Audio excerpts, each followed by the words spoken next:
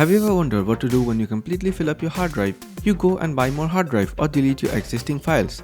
And later you find yourself with a lot of hard drive and think where to keep all this data. So the simple solution would be to buy a NAS. And what's a NAS, you might ask? Well, NAS is called a network attached storage, and you probably guess how it works. If not, keep watching to find out how.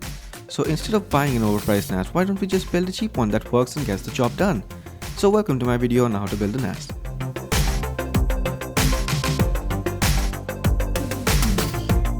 So let's start off with the motherboard, which is the Gigabyte 861M-S, supports both 2nd and 3rd gen Intel processors. For the processor, we went with the Intel G2030 with no hyperthreading, so we'll lose some multi-threaded workload, but this is enough for our NAS. For the RAM, we went with the Kingston 4GB DDR3 RAM, 1333MHz. You can always upgrade it later on, and 8GB is recommended, but for this build we're going to use 4GB. For the storage, we went with the 8GB Kingston pen drive. And to install the software that is FreeNAS, we're gonna need a CD. But really, who uses a CD nowadays? For the cabinet, we went with the cheap local Foxconn FC1642, but you can use any cabinet of your choice that supports micro ATX if you're using such a motherboard. And this cabinet has 7 hard drive bays, which is plenty for me. And it also contains a pre-installed 500 watt power supply unit. So let's get down to assembling everything together. So from the motherboard box, we're only going to require the motherboard and the I/O shield. That includes SATA cable, and keeping all those aside, now we have the processor. And as usual, we get the processor, a big heatsink, and some user manual. Seriously. Anyways, we also get a cool sticker. So now we'll place the motherboard on the box, install the processor, and remember to align the arrows on the motherboard socket with the golden arrows on the processor, and also the notches should align as well. So now hold down the motherboard firmly, lift up the retention arm and remove the cover. Now be very careful and gently place the processor, aligning all the notches and triangles. And take your time while doing this, but don't press or drop the processor as this will damage your motherboard.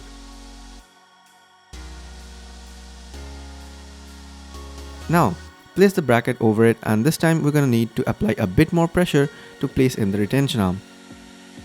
Okay, now we'll be installing the heatsink. It has pre-applied thermal paste, so we just need to align the 4-pin with the motherboard and push it in a cross pattern.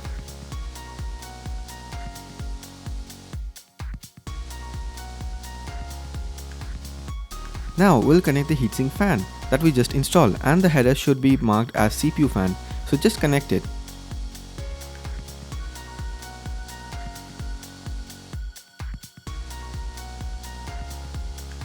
And now wire management time.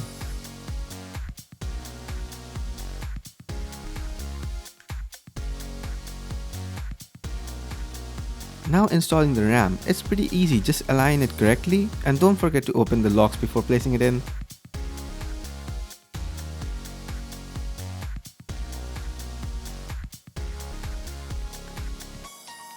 Now we'll do a quick post to check if everything works and posts.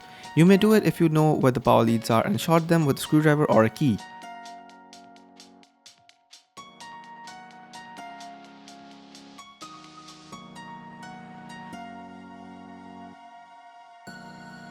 And now we'll install the I/O shield and install the motherboard in the cabinet.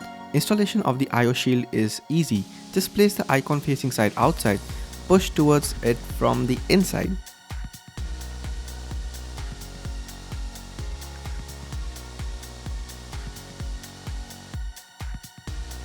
And while installing the motherboard, be careful of the bottom of the board and install it at an angle, and then place it correctly and screw it in.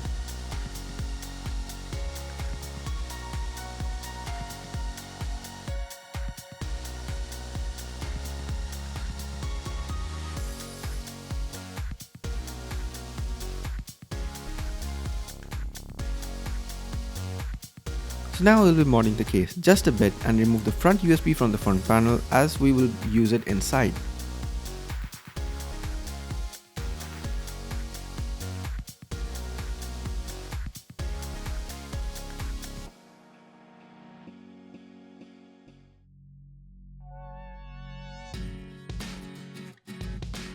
So now let's quickly connect the power, the reset, and the LED wires. Take your time while doing this, and remember that the one side with the arrow is the positive.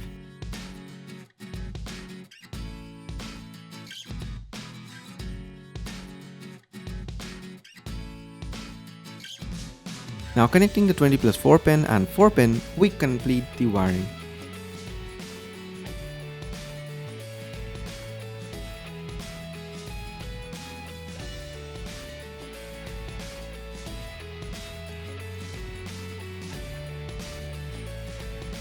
Then we connect up the modded up front panel USB.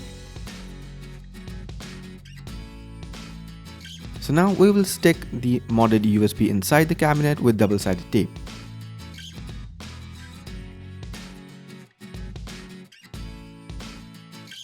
So now finally everything is in place.